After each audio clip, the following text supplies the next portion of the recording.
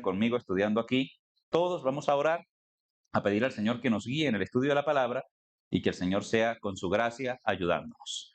Soberano Señor y Padre Celestial, gracias por tu misericordia y gracias por tu fidelidad y gracias Señor por tu palabra. Yo te pido Señor que en tu misericordia seas guiándonos al estudio de ella, que podamos aprender de ti, que podamos conocerte cada día más a través de las Escrituras y que tu palabra more en abundancia en nosotros. Así lo dicen las Escrituras, así queremos que sea, que tu palabra more en abundancia en nosotros, que tu palabra nos haga sabios para salvación, que tu palabra nos guíe, que tu palabra se vuelva nuestro pensamiento, se vuelvan nuestras emociones, que podamos, Señor, ser agradables a ti. Tú conoces nuestro corazón, conoces nuestra mente, no hay nada que podamos ocultar delante de ti. Tampoco queremos fingir espiritualidades, queremos al contrario que tú nos ayudes y que tú nos aclares las cosas y que tú nos guíes, que nos fortalezcas, que nos des la victoria sobre el pecado, sobre el temor, sobre el miedo y evidentemente sobre la muerte, porque así lo dices tú en tu palabra, que tenemos victoria, Señor, sobre la muerte en Cristo Jesús, con la vida eterna que por medio de Él tenemos acceso cada uno de nosotros y de todos los hombres que depositan la fe en Jesucristo como Salvador. A Él, a Cristo, al Cordero de Dios, sea la alabanza y el honor por los siglos de los siglos. Amén y amén. Hermanos, vamos a abrir el Evangelio según San Juan. Allí vamos a estudiar hoy. Libro muy rico de leer, ¿no? El Evangelio de Juan es un evangelio diferente. Uno lee los 4 evangelios, cuando llega Juan, uno nota, uno siente una consistencia diferente en el Evangelio de Juan. Es un evangelio que, conforme a los estudiosos, presenta a Cristo como Dios. En que los 4 evangelios presentan a Cristo como Rey, como siervo, como hombre y como Dios. Así en ese orden. Y cuando usted hace un estudio se da cuenta que sí, que tienen un énfasis diferente cada uno, una manera de presentar cada uno de los evangelios de manera diferente a Cristo.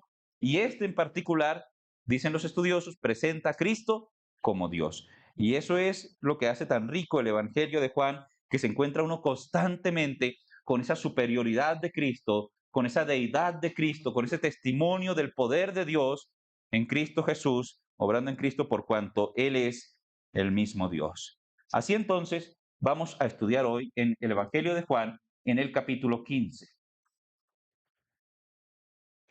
Entonces, los que hayan traído Biblia y tengan ese privilegio de tener una Biblia de papel, pues abran su Biblia de papel y disfrútenla y apréndanla a usar y ráyela y señale el versículo que le guste, porque para eso son las Biblias.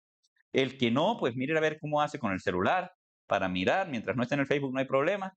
Puede usted participar así, estudiando en su celular. Y el que se la sepa de memoria, pues maravilloso, ¿no? Maravilloso también. Ojalá todos la supiésemos de memoria. Jesús de Nazaret, el tema de las Escrituras. Allí vamos a estudiar hoy los versículos 18. Bueno, en este estudio vamos a estudiar los versículos 18 al 27. Hoy no lo vamos a terminar. Vamos a ver la mitad de ellos. Así que vamos a leer del 18 al 27 de manera alternada. Yo leo un versículo, ustedes el siguiente hasta terminar, del 18 al 27. ¿Listo? Bien. ¿Quién más está ahí? 2, 3. ¿Los de atrás tienen alguna cita? Muy bien, muy bien. ¿Allá tienen la cita? Perfecto. Leemos entonces la palabra del Señor. Dice la Escritura: si el mundo os aborrece, sabed que a mí me han aborrecido antes que a vosotros.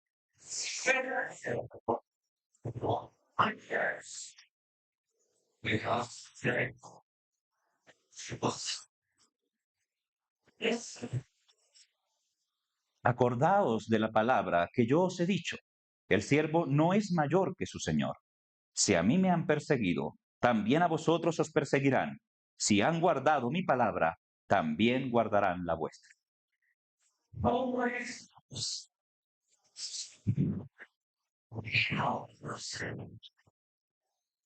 Si yo no hubiera venido ni les hubiera hablado, no tendrían pecado, pero ahora no tienen excusa por su pecado.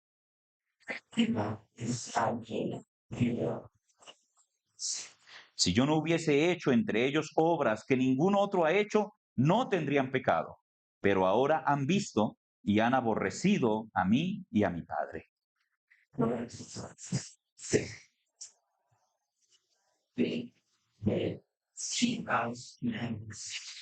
Pero cuando venga el Consolador, a quien yo os enviaré del Padre, el Espíritu de verdad, el cual procede del Padre, él dará testimonio acerca de mí.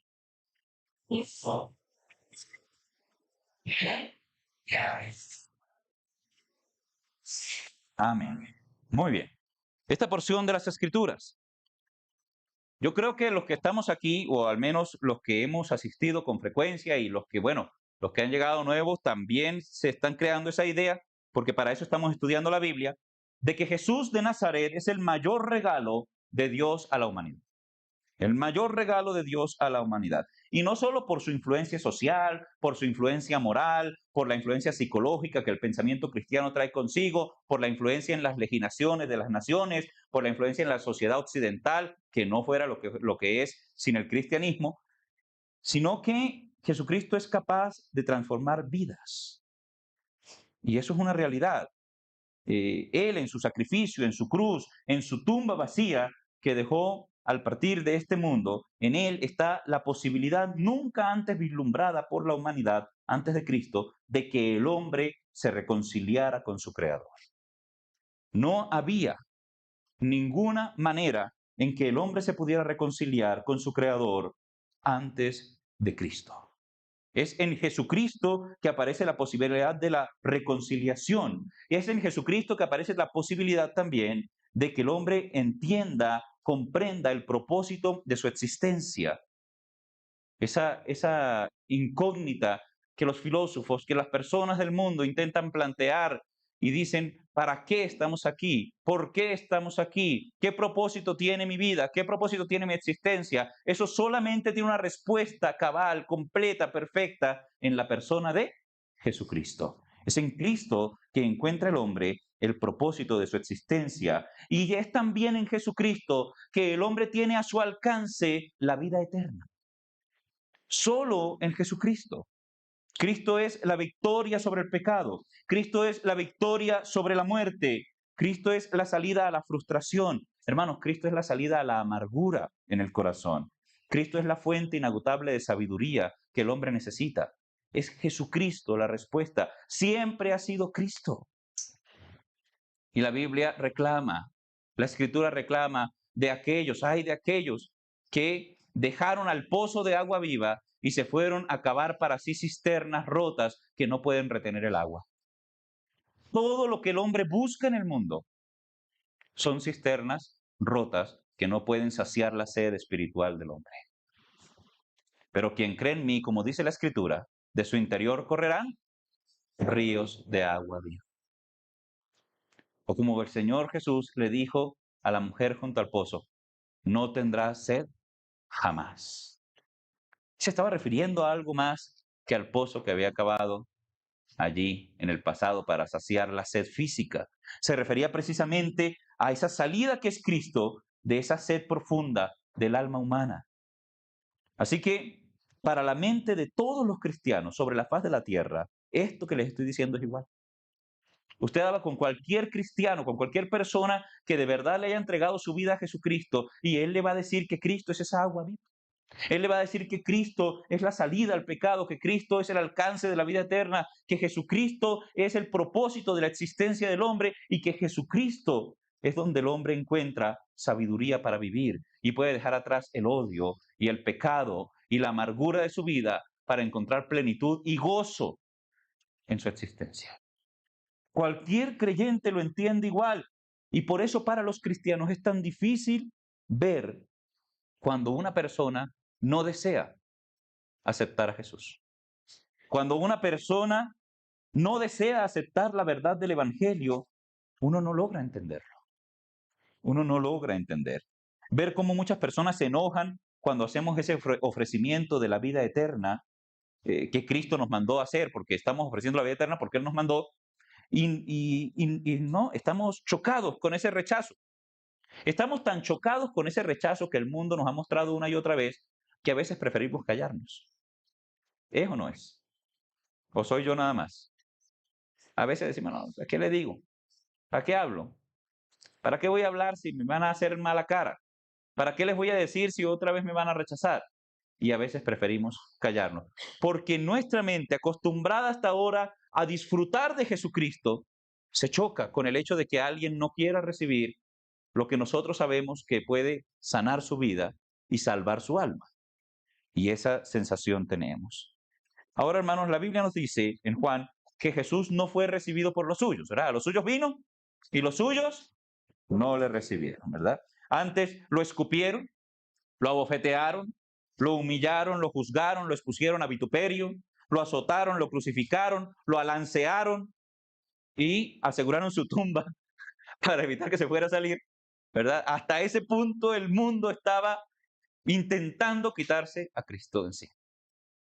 Eso dice mucho de la actitud del corazón del ser humano.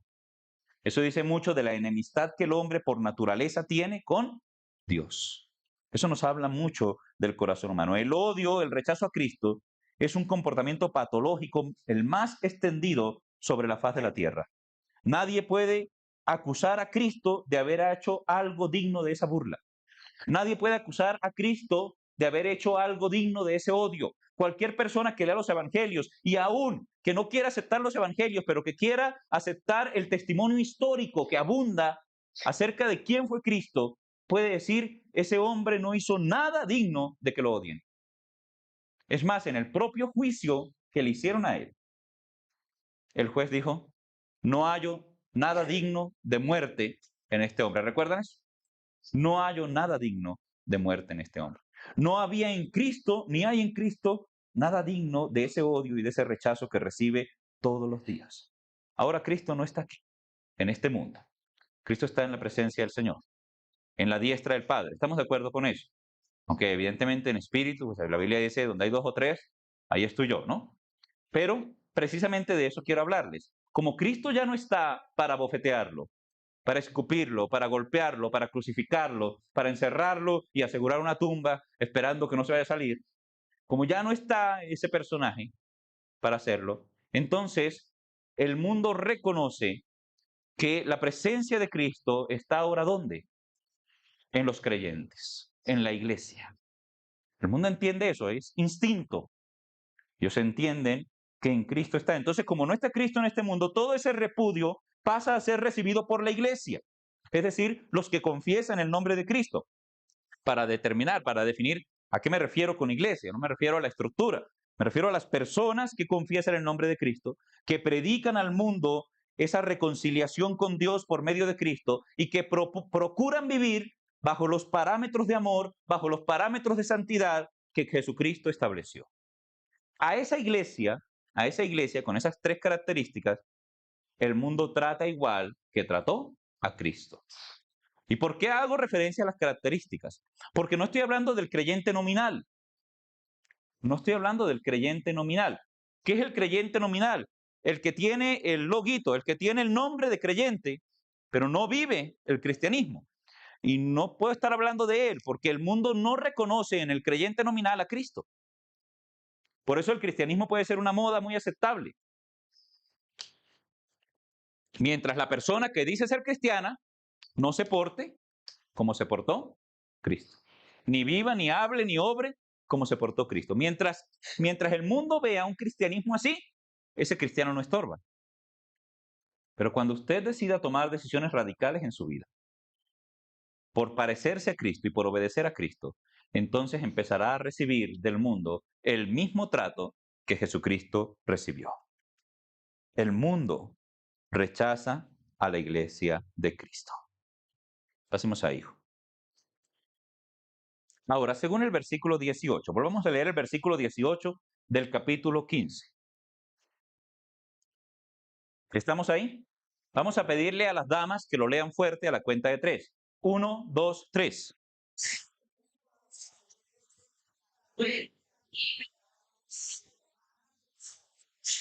Muy bien, entonces, ¿por qué el mundo aborrece a Cristo? Lo primero, ¿por qué el mundo aborrece a la iglesia? Pues porque antes habían aborrecido a Cristo. Eso es lo primero que sacamos de ahí. El mundo aborrece a la iglesia porque antes habían aborrecido al Señor de la iglesia, es decir, a Jesucristo. Si el mundo os aborrece, estén enterados que a mí ya me habían aborrecido antes que a vosotros. Entonces, así como Cristo enseñaba un estilo de vida diferente por ejemplo, ajeno a la avaricia, ajeno al orgullo, ajeno a la inmoralidad, ajeno a la vanidad, ajeno a la falsa religiosidad. ¿Qué pasó con ese discurso de Cristo? ¿Qué sucedió cuando Cristo comenzó a hablar de la falsa religiosidad de los fariseos, de las malas formas de gobierno de los gobernantes de la época, de cualquier índole? ¿Qué pasó cuando Cristo comenzó a hablar en contra de la avaricia de los hombres que querían enriquecerse? ¿Qué pasó cuando Cristo comenzó a hablar en contra de ese aborrecimiento con la prostituta y con el vagabundo y con el que olía feo y con el que tenía la columna partida desde hace muchos años y tenía que pedir plata en la calle? ¿Qué pasó cuando Cristo comenzó a hablar de eso? ¿Qué pasó en la sociedad? A él lo aborrecieron. A él lo aborrecieron. Entonces, ese discurso del Señor Jesucristo le ganó el aborrecimiento del mundo. Ese discurso de Cristo le ganó el rechazo del mundo. Ahora, la iglesia debería llevar el legado de esas enseñanzas. Y si lleva el legado de esas enseñanzas, ciertamente el mismo rechazo del Señor llega a la iglesia. Ahora, ¿qué pasa con la iglesia verdadera, hermanos? La iglesia es la evidencia al mundo de que lo que Cristo dijo no era un discurso únicamente, de que se podía poner en práctica. La iglesia existe y ha existido en la historia de la humanidad, dando evidencia de que todas esas palabras que dijo Cristo no eran como las palabras de otros maestros religiosos, que eran solamente frases bonitas, que sonaban altilocuentes, que sonaban elevadísimas, que sonaban iluminadísimas, pero que nadie podía poner por obra, que nadie podía en realidad vivir. No, lo que Cristo dijo se puede poner por obra. No hay un maestro más práctico. No importa que usted lea las enseñanzas de Siddhartha Gautama, de Buda, de Mao Zedong o de cualquier filósofo o de cualquier maestro espiritual, de cualquier chamán, no importa lo que usted lea. Usted va a la Biblia, lee el discurso de Cristo y lo ve tan sencillo, tan evidente, tan práctico, tan realmente yo debería vivir así y podría hacer algunas cosas para vivir así aunque me cueste trabajo. Usted empieza a notar que las palabras de Cristo se acercan realmente a la creación, se acerca realmente a su creación, porque es que el hombre es su creación. Él sabe hasta dónde puede llegar el hombre. Conoce el corazón del hombre, conoce la mente del hombre y nos instruye acerca de cómo vivir con realidad. Y ahora sí busquemos primera de Pedro 4:4. Cuando la iglesia comienza a vivir según las prácticas del cristianismo, según la generosidad del cristianismo, según la misericordia del cristianismo, según la piedad del cristianismo, el perdón del cristianismo y cada uno de los principios que ustedes conocen más que yo y que son propios del cristianismo, entonces pasa lo que dice primera de Pedro 4:4, que van a leer los varones a la cuenta de 3. 1, 2, 3. Muy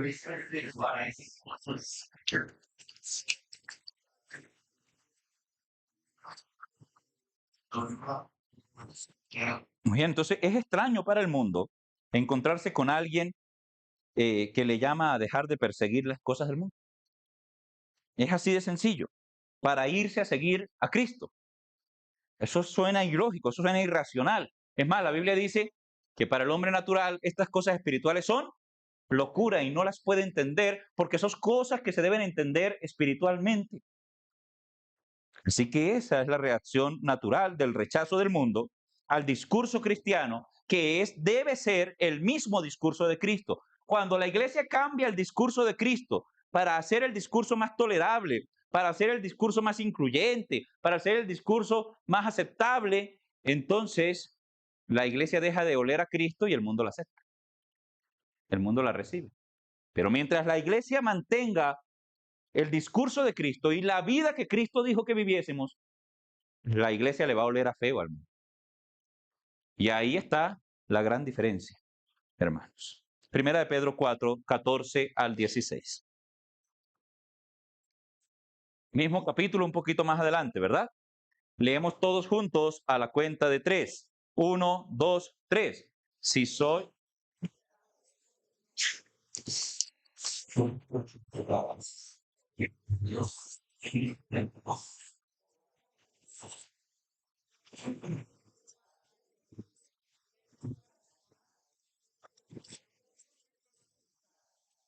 Así que ninguno de vosotros padezca como homicida o ladrón o malhechor, o por entremeterse en lo ajeno.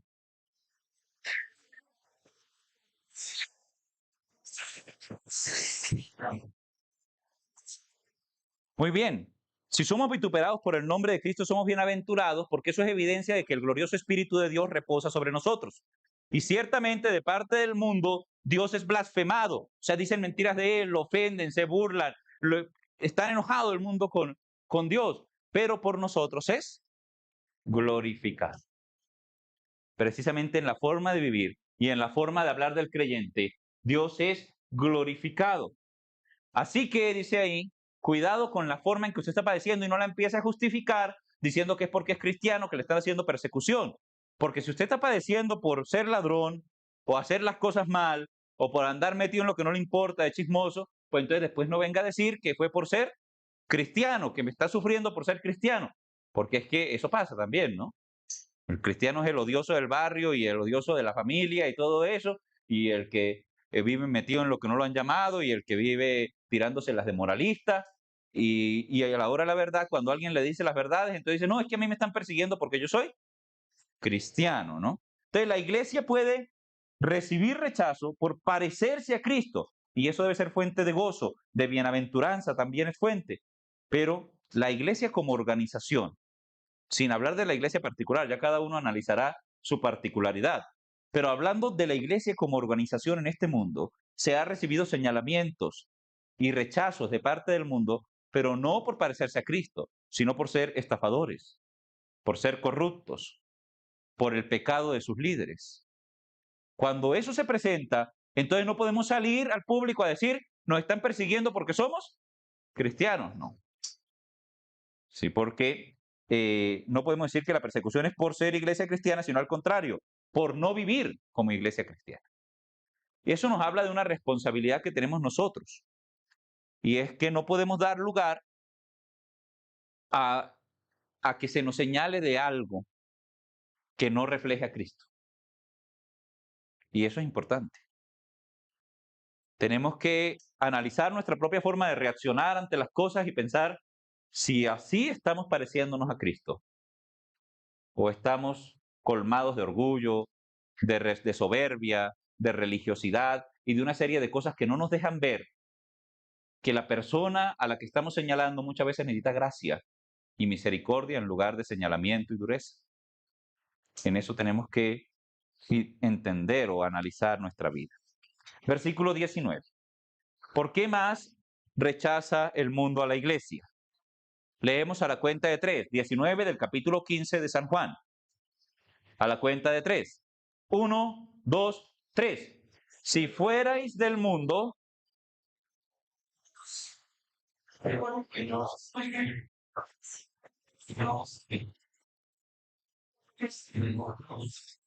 muy bien, entonces sin pasar ahí el punto, porque Santi nos sopla, entonces antes de que Santi nos sople la respuesta, ¿qué dice el versículo? ¿Por qué la iglesia es rechazada por el mundo?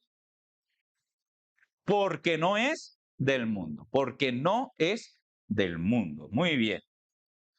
Entonces la iglesia no es de este mundo y por eso es rechazada. Si no es del mundo, pues como dice Filipenses 3:20, nosotros somos celestiales, hermano. Así lo dice la Escritura. Celestiales, ¿no? Nuestra ciudadanía no está en los cielos. Así con esas palabras lo dice la Escritura. Entonces, se busca y se vive por lo celestial. Cuidado con el engaño del mundo. Cuidado que usted no sea hallando buscando lo celestial. Cuidado que usted sea hallado por Dios buscando lo terrenal. El mundo ofrece y enseña a las personas a buscar lo terrenal. Y lo terrenal tiene una característica general que es vano. Vano significa que no sirve, que se acaba, que en realidad no dura. Eso significa vano, que no dura. Ahora busquemos la cita que nos va a aparecer acá, que es Primera de Juan, capítulo 2, versículo 15 al 17. Texto conocido. Lo recito yo en nombre de todos. Dice, no améis al mundo ni las cosas que están en el mundo. Si alguno ama al mundo, el amor del Padre no está en él. Porque todo lo que hay en el mundo, y comienza a enumerar, los deseos de la carne, los deseos de los ojos y la vanagloria de la vida no proviene del Padre, sino del mundo. Último versículo juntos. Y el mundo pasa y sus deseos, pero el que hace la voluntad de Dios permanece para siempre. Muy bien, entonces la iglesia no es de este mundo, sino que es del cielo, sino que es de Dios. El mundo ofrece cosas que no provienen de Dios, porque el versículo dice que todo lo que hay en el mundo no proviene del Padre.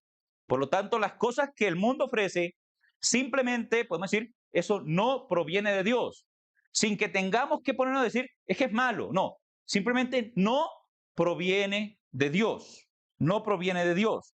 Y por eso es que son cosas vanas, son cosas que se acaban, que no duran. No provienen de Dios, provienen del mundo.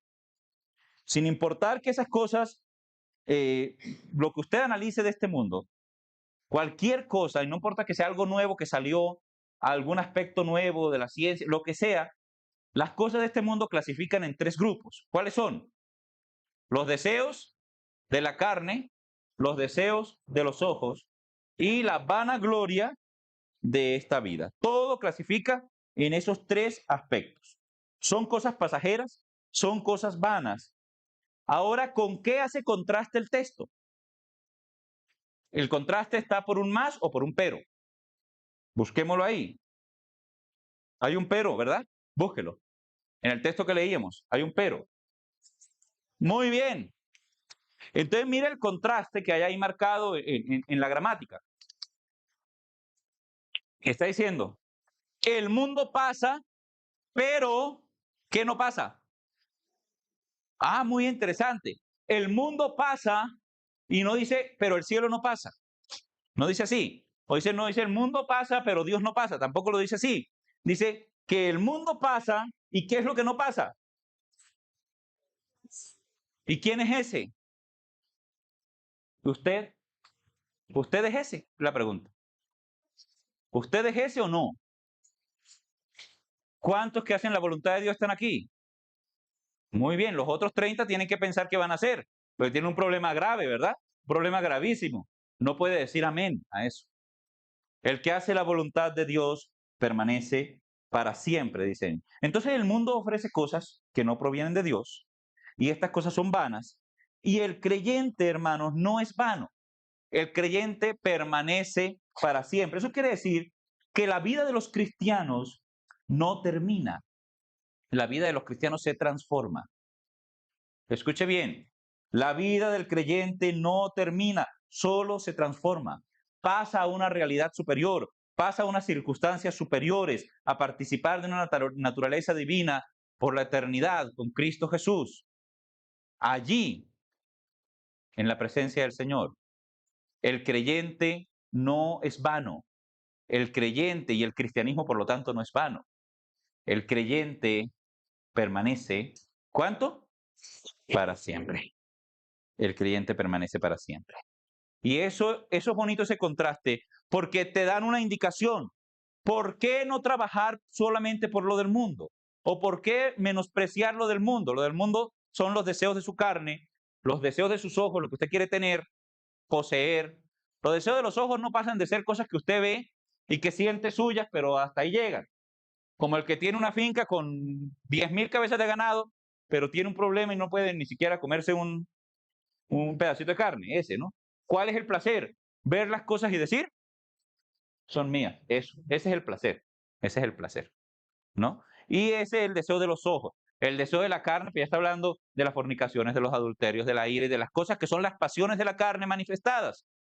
Y la vanagloria de la vida. Doctor, ¿cómo está? ¿Cómo está, doctor? Esa es la vanagloria de la vida, ¿verdad? La vanagloria de la vida.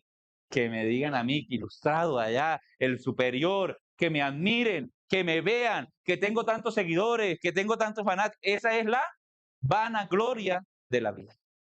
Tres cosas que el mundo pone a la gente a perseguir en una rueda de ratón, porque ahí dan dándole vueltas a lo mismo y no importa, que nunca están satisfechos, nunca llegan a nada, porque el mundo pasa y sus deseos. El contraste es usted. Hombre, desde que yo creo en Cristo, y así lo dice el Evangelio, y obedezco la voluntad de Dios creyendo en Cristo, yo paso de ser un ser vano a ser un ser eterno, a permanecer para siempre. Por lo tanto, yo no puedo estar pensando en cosas que duran solamente aquí y aquí se acaban. tengo que pensar en cosas que duren más. En palabras del Señor Jesucristo, no hagáis tesoros en la tierra, donde el orín corrompe, donde los ladrones minan y hurtan, sino haceos tesoros en los cielos. Así de simple. Pilas, que donde esté vuestro tesoro, ahí está vuestro corazón. Y ahí es donde usted tiene que analizar esta pregunta, que no me la va a responder, pero usted se la va a pensar. ¿Cuál es su tesoro? ¿Cuál es su tesoro? ¿Qué es lo más importante en la vida suya? Y analícelo bien, porque el mundo pasa y sus deseos. Y usted, si es creyente, ¿qué está guardando para después de? Para la segunda parte, porque apenas estamos en la primera parte. Después viene la segunda parte de la vida. Ahora, la iglesia entonces no es de este mundo, el mundo la rechaza. Pero el versículo 20 nos dice, juntos, 20 del capítulo 15 de Juan. Vamos a mirar el otro factor por el cual la iglesia es rechazada por el mundo. A la cuenta de 3. 1, 2, 3. Acordaos de la palabra que yo os he dicho. El siervo no es mayor que su señor.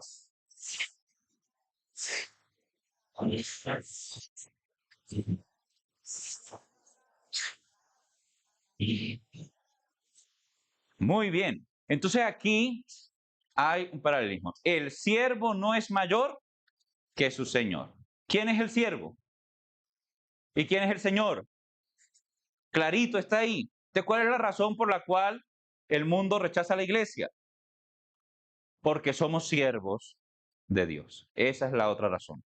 Porque la iglesia sirve a Cristo. ¿Qué quiere decir que algo a usted le sirve? En estos días estaba viendo yo un hombre, un maestro acerca de la disciplina. El hombre sabe mucho, ¿no? Eso lo conoce, un hombre asiático que es criado aquí en Colombia, él está hablando de la disciplina y todo eso. Y él hablaba de cómo nos cuesta a nosotros trabajo deshacernos de cosas que tenemos en la casa. Unas cosas que tenemos ahí, y él hablaba de que uno es una sensación de que eso todavía me sirve, ¿verdad? Es que eso me sirve. ¿Cómo me lo va a votar si eso me sirve? Pero no se lo pone hace como 30 años, pero todavía me sirve, yo aspiro a volver a bajar, ¿verdad? Y me va a servir. Esa sensación de que todavía me sirve. Entonces, cuando nosotros decimos, la iglesia sirve a Cristo, a veces tenemos nada más la mentalidad de estar ahí, bueno, humillados. Sí, eso sí quiere decir, pero servir quiere decir ser útil. Y eso es muy bonito, porque cuando nosotros decimos, yo sirvo al Señor, eso aunque implica un sometimiento de la voluntad suya a la voluntad de Dios, que ese es el factor principal, también indica que usted es útil a los propósitos de Dios. Y esa es la pregunta que usted tiene que hacerse. ¿Cómo estoy siendo útil a los propósitos del Señor yo? Estoy haciendo los propósitos. Usted sabe cuáles son los propósitos de Dios en su vida, en su propia vida. Usted sabe a quién tiene que visitar, con quién tiene que hablar. Usted sabe qué tiene que estudiar, por quién tiene que orar. Usted sabe. Entonces la pregunta es si usted está siendo útil a los propósitos que ya Dios le ha enseñado o a través de la palabra cuáles son los propósitos de Dios. Y eso es lo que significa ser siervo del Señor. Estar dispuesto a ser útil. Si alguno se limpia de estas cosas, será herramienta útil al Señor. Así que el que se limpia del pecado, el que se dispone en su voluntad a abandonar el dominio de su propia vida, de su propio tiempo, y se dispone a que el Señor lo use, el Señor le va a poner qué hacer. Seguro que sí. Porque la mies es mucha y los obreros pocos. Muy bien. Entonces, 1 Corintios 4:1 dice, así pues, téngannos los hombres por servidores de Cristo y administradores de los misterios de Dios. Qué bonita esa frase. Porque habla del rol del creyente, no solo del pastor, del creyente. Siervo de Dios, administrador de los misterios de Dios y siervo de Cristo. La iglesia es la continuidad de la obra de Cristo en este mundo, hermanos. Escuche bien eso. La iglesia es la continuidad de la obra de Cristo en esta tierra. No solo sus palabras son repetidas, sino sus obras son repetidas. La misericordia, la generosidad, la santidad, la paciencia, la fe, la esperanza, el perdón, la gracia sobre el pecador. deben ser manifestadas en la iglesia porque son las obras de Cristo. Esas son las que se deben manifestar. El amor, hermanos. El amor sobre todas las cosas, el amor. Las directrices de la vida de la iglesia son las que Cristo dejó y las seguimos por Cristo, o sea, gracias a que Él obra en nosotros, y para Cristo, porque todas las cosas son por medio de Él y para Él. Así que la iglesia no se escapa de eso. Somos por Cristo y somos para Cristo. Es decir, existimos en este mundo porque Cristo lo quiere. Y nuestro propósito es para Cristo también. Y eso es maravilloso. Eso es algo sublime.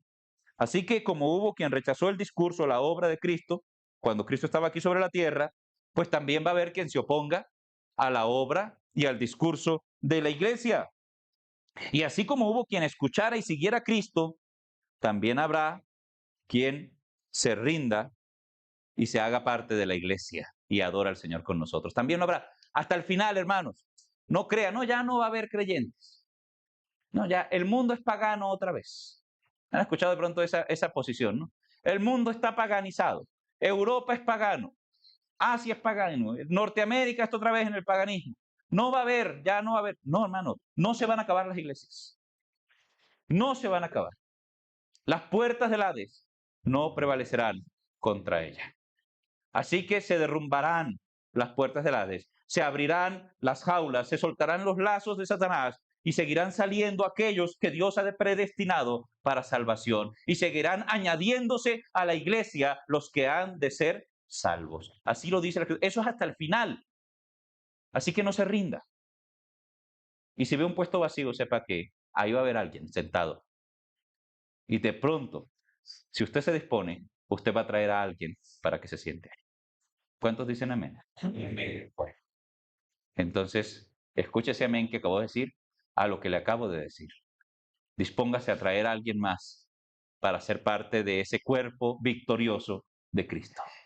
Eso es algo maravilloso también que podemos hacer. Así que, qué importante es esa verdad. La cita de Juan, capítulo 12, versículos 25 y 26, dice, el que ama su vida la perderá. Y el que aborrece su vida en este mundo para vida eterna la guardará. Pero quiero que miren el versículo 26 y lo lean junto conmigo, porque es precioso. Es un versículo muy bonito que hay en la Biblia. Versículo 26. ¿Están ahí? A la cuenta de 3. 1, 2, 3. Si alguno me sirve, sígame. Y donde yo estuviere, allí también estará mi servidor. Si alguno me sirviere, mi Padre lo honrará. Ahora ser siervo de Cristo no suena tan feo, ¿verdad? Ese versículo hace que ser siervo de Cristo suene a un privilegio, pero una cosa excelsa, maravillosa. ¿Qué promesas hay en ese versículo con respecto a los siervos de Cristo? ¿Quién me las identifica? La honra, va a estar ¿cómo? Se puede, se puede. Va a estar ¿dónde? No le honrará. Sí, le honrará el Padre, muy bien, lo decía la hermana, le honrará. ¿Qué otra cosa? Estar con Cristo. ¿Cuántos vienen aquí porque quieren estar con Cristo? Si usted pensaba que iba a ir al cielo solo, hombre, vaya y replantéese la vida, no va a ser así. Si usted no quiere estar con Cristo, pues este no es el lugar. Pero cualquier cristiano sabe que su futuro eterno es con Cristo. Le veremos tal como Él es. Nos arrodillaremos ante su presencia y cualquier corona, cualquier mérito que sea entregado, lo echaremos a los pies de Cristo, porque es de Él, porque estamos allá por gracia, porque no habrá un solo día de la eternidad donde no reconozcamos su superioridad, su majestad, su misericordia, su poder. Usted se imagina poder abrazarlo y darle las gracias y hacer lo que hacía de pronto Juan allá y recostársele ahí en el costado y mojar la arepa en el plato y comer con él. Es todo lo que es estar en la presencia del Señor. Pero no hay otra cosa más grande, más maravillosa. Ese es el sueño de cualquier cristiano. ¿Cuántos anhelan estar con el Señor? Sí. Eso es la promesa. cualquiera que me sirva estará conmigo. Eso es precioso. Eso es precioso. Y no solamente eso, mi Padre le honrará. ¿Qué es honrar? Darle gloria. Vamos allá. Darle honor. ¿Ah? Darle primer lugar. ¿Ah? Sobresalir, por ahí va. Pero honrar significa pagar. No hay que darle muchas vueltas. Honrar es pagar. De ahí viene el término honorario, que significa el pago que le dan. Es decir, el trabajo en la obra del Señor no es en vano. Tiene pago. ¿Quién paga? Él. ¿Dónde? Allá, en su presencia. Ciertamente trabajar en la obra del Señor no será en vano, hermano. No piense que lo que usted invierte, que el tiempo que gasta, que el esfuerzo suyo, que ese tiempo que yo estoy en la iglesia puede estar haciendo plata. No, hermano, ¿para qué? Si el mundo pasa y sus deseos y usted permanece para siempre, haga tesoros allá. Haga tesoros allá. Porque mi Padre le honrará a cualquiera que me sirva. Quédese con ese versículo y vea qué precioso. Por eso lo decía yo, que no es cualquier cosa lo que dice ahí. Que es un versículo precioso y que convierte servir a Cristo en algo como que, ay, bueno, hay que servir a Cristo, algo y tengo el privilegio de servir a Cristo. Cambia totalmente la visión acerca de qué es servir a Cristo. Así que servir a Dios puede traer rechazo del mundo, pero las promesas de Cristo, su siervo, valen la pena. Versículos 21 al 23, la última porción que vamos a estudiar de este capítulo el día de hoy. El resto lo estudiamos la próxima clase. 21 al 23 de Juan capítulo 15. ¿Están allí? Leemos juntos. 1, 2, 3. Mas todo esto os harán por causa de mi nombre, porque no conocen al que me ha enviado. Si yo no hubiera venido, no tendrían pecado, pero ahora no tienen excusa por su pecado. El que me aborrece a mí, también a mi Padre aborrece. Muy bien. El versículo 21 y el 23 es donde está lo que quiero resaltar. Los puse juntos para que no se perdiera la idea. El versículo 22 lo estudiamos la próxima clase. Pero lo interesante de esos dos versículos es que nos dicen cuál es la razón por la cual, la última razón por la cual el mundo aborrece a la iglesia. ¿Cuál será ahí? Porque no conocen a quién. A Dios. A Dios. No conocen al Padre. No conocen a Dios, al que envió a Cristo. No lo conocen. Las personas del mundo moderno tienen un problema grave en lo cuanto a lo espiritual, hermano. Y eso es notorio en las redes sociales, eso es notorio en la conversación diaria, que la gente del mundo moderno aparenta ser iluminada, ilustrada, conocedores de lo espiritual. Muchos proclaman ser maestros, como dice 1 Timoteo capítulo 1, versículo 7, queriendo ser doctores de la ley, sin entender ni lo que hablan, ni lo que afirman. Así la gente habla de Dios y de la espiritualidad sin jamás haberse sometido a Dios y a Cristo, sin haber llegado a los pies de Cristo y reconocerlo como su Salvador, sin haber reconocido la condición de pecador, sin haber entendido que solo en Cristo hay redención. Y sin embargo quieren hablar de Dios, quieren poner el nombre de Dios en sus bocas. Y recuerden ese reclamo que Dios hace en el Antiguo Testamento: ¿qué hacéis con el nombre mío en vuestras bocas? Entonces ahí está esta realidad. No se humillan ante Cristo, no se doblegan ante la voluntad de Cristo, incluso procuran refutar las absolutas verdades de Cristo. En Timoteo, capítulo 3, versículo 5 dice: tendrán apariencia de piedad, pero negarán la eficacia de ella. A estos evita. Segunda Timoteo, capítulo 3, versículo 5. Ellos tendrán apariencia de piedad, pero negarán la eficacia de ella. A esos hombres evita. Así que cuando vea a esos maestros por ahí dando principios espirituales y tal cosa, sin haber llegado a los pies de Cristo, al menos pase el reel de para arriba y vea otra cosa. Intente alimentarse de otra cosa. Mucho cuidado. Sin embargo, la gente dice conocer a Dios, tener una perfecta relación con Dios. Y como cristianos nosotros tenemos que hacer firme una verdad: que nadie conoce a Dios si no es por Cristo. ¿Eso es una verdad o es una mentira? ¿No lo dice el Señor? Lo dice el Señor. Nadie puede conocer a Dios sino a través de Cristo. Nadie puede obedecer a Dios mientras rechace el Evangelio de Cristo. Y nadie puede reconciliarse con Dios y llegar a ser amigo de Dios sin pasar por los pies de la cruz, sin pasar a través de Jesucristo. No se puede. Cualquier otro camino es inválido. Inválido. O sea, incapaz. ¿Sí? Además de que no es aceptado, inválido también significa que no es capaz. Cualquier otro camino no es capaz de ofrecer salvación. Así la persona lo siga con mucho esfuerzo. Así la persona sea un budista con mucho esfuerzo y muy buen budista. Así la persona sea muy buena gente y muy buen vecino. Así la persona sea muy buen seguidor de la filosofía. Así la persona tenga una moral muy alta. Así la persona esté consagrada a X o Y estatua. No, no importa. Si no pasa por los pies de Cristo, no puede conocer a Dios ni reconciliarse con Él. Primera de Juan, capítulo 5, versos 10 a 12. Lean conmigo. Primera de Juan 5, 10 al 12. El que cree en el Hijo de Dios tiene... Uy, muy bien. ¿Y los demás? ¿Qué les pasó? Yo leo y paro y ustedes siguen. Ahí vamos. Vamos a ver cómo nos va. Vamos a leer por signos de puntuación. ¿Está bien? Ah, eso es culpa, eso por no tener Biblia. Por no... Perfecto. Bueno, es culpa de Santi. Seguimos ahí. Vamos a leer por signos de puntuación. ¿Ven? Comas, puntos y comas, lo que encontremos ahí. Comienzo yo y ustedes siguen. El que cree en el Hijo de Dios, sí. El que no cree a Dios, porque no ha creído en el testimonio que Dios ha dado acerca de su Hijo. Que Dios nos ha dado vida eterna. El que tiene al Hijo, el que no tiene al Hijo de Dios, no tiene la vida. Muy bien, hermanos. Vean este versículo o esta porción tan importante, tan interesante, ¿no? Porque nos habla de que usted no puede decir que conoce a Dios y que está bien con Dios si le hace a Él mentiroso.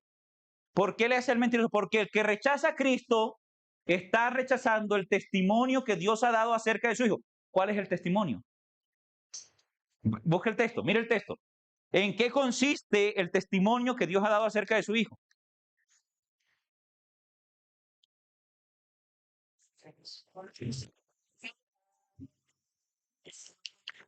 No ha creído en el testimonio que Dios ha dado acerca de su Hijo. Y este es el testimonio. Mire cómo está redactado. ¿Cuál es el testimonio que Dios ha dado acerca de su Hijo? Que Dios nos ha dado vida eterna y que esa vida, ¿dónde está? Entonces, ¿qué es lo que Dios da testimonio acerca de Cristo? Cuando Cristo le dice a los fariseos, cuando Dios le dice a los fariseos, ¿verdad? Y le comenta a los fariseos, ustedes escudriñáis las escrituras porque os parece que en ellas está la vida eterna y ellas son las que dan testimonio de mí. Entonces, Dios ha dado testimonio a través de las escrituras, un testimonio acerca de Cristo. Pero ¿en qué consiste el testimonio? Según el texto de Juan, este es el testimonio, que Dios ha querido dar vida eterna a los hombres y se las ha dado única y exclusivamente a través de que su Hijo Jesucristo. Entonces, el que rechaza a Cristo está rechazando la vida. El que rechaza a Cristo está rechazando el testimonio que Dios dio acerca de su Hijo. Y por lo tanto, el que rechaza a Cristo no puede decir que está bien con Dios. Esa es la lógica. Una persona que rechaza a Cristo no está bien con Dios. Así proclame y diga que Él es muy espiritual y que Él está bien con Dios. Seguramente está confiando en sus obras, ¿verdad? Seguramente está confiando en que nunca le ha robado nada a nadie, dice él. En que no ha mentido, en que no le ha puesto cachos a la mujer, en que no ha hecho maldades, en que no sale a robar ni a matar. Entonces, ¿por qué Dios va a estar mal conmigo? ¿Qué le falta a ese hombre? Conocimiento de la palabra de Dios, entender su condición de pecado. Y le falta como ser más lógico y darse cuenta que en realidad muy bueno no puede ser. Pero es la realidad. Entonces, dése usted cuenta cómo está sucediendo esto aquí. ¿Qué nos dice esto acá? Que el mundo no conoce a Dios, aunque lo proclame conocer, aunque digan ser espirituales, no conocen a Dios y niegan el testimonio que Dios ha dado acerca de Cristo, niegan el testimonio de la vida eterna que está en Cristo Jesús. Si el hombre rechaza a Cristo, está rechazando a Dios, porque igual que leíamos en Juan dice, el versículo 23, el que me aborrece a mí, también a mi Padre aborrece. Conmigo, otra vez, versículo 23. el que me aborrece a mí, también a mi Padre aborrece. ¿Quién dijo eso? Jesús. Entonces, cambiemos a mí por Jesús. El que aborrece a Jesús, también a mi Padre aborrece. A Dios el Padre aborrece. Es así de sencillo. Si el hombre rechaza a Cristo, rechaza a Dios. No hay muchos caminos válidos, hermanos. No hay muchos caminos válidos, no importa la sinceridad del que los camine. No hay muchas formas de agradar a Dios. No hay muchas formas de hacer la voluntad de Dios. No hay muchas formas de obedecer a Dios. Solo hay una y tiene nombre propio y es Cristo. Cristo es el camino, es la verdad y es la vida. Ese es el testimonio de la iglesia. Y la única manera de que una persona conozca a Dios es llegando a los pies de Cristo. Y quien llega a los pies de Cristo pasa de ser del mundo a ser de la iglesia. Ahí cambia su naturaleza, ahí cambia su corazón, ahí cambia su propósito. Y ahí comienza a pensar como nosotros y empieza a decir como nosotros que Cristo es hoy, como lo fue en la cruz, el mayor regalo que Dios le ha dado a la humanidad. Ahí está el inexcusable pecado del mundo, el rechazo a Cristo Jesús. Ahí paramos hoy, concluimos. Hoy, el rechazo sistemático a la iglesia cristiana y al mensaje del Evangelio es la forma en que se manifiesta el rechazo del mundo a Jesucristo en este tiempo. Como no lo tienen aquí para bofetearlo, para pegarle, entonces el rechazo se manifiesta a la iglesia. ¿Qué tiene que hacer la iglesia con esto? ¿Vengarse? No. Debe seguir señalando a Cristo como el único camino y si el mundo el camino a seguir, si el mundo quiere, reconciliarse con Cristo, con Dios. Pongámonos de pie, démosle gracias al Señor.